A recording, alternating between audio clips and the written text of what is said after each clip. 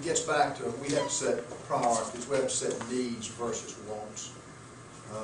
And if it's not one of those four things I mentioned, education, law enforcement, infrastructure, and protecting those who can't help protect themselves, we're going to have to take a long look at it.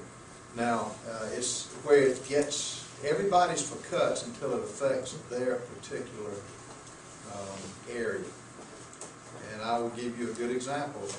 A lot of the colleges, the PSA funds, public service agreements, we can't afford that now. So it's going to be simply a matter of cutting those things that are basically fluff items. You heard, I don't know, how many of you watched Governor Haley in her State of the State? She mentioned just two off the bat, ETV and funding for the arts. I like funding for the arts, I like ETV, but now would I rather spend money there or having money for children on Medicaid? So to me, it's a simple, it's pretty easy for me to distinguish needs versus wants. But you're going to see a real battle to make that happen, particularly when it comes, programs that have been funded in the past are not going to be able to be funded in the future.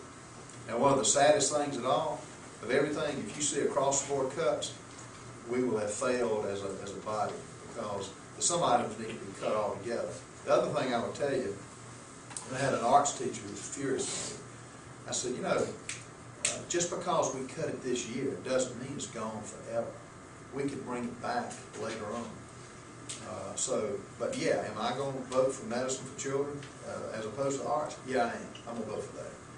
And the conservation fund, there's a fund that it's funded through documentary stamps that funded the land to go to the conservation easements, take it off the books. My argument to them is, with property values dropping, save you money.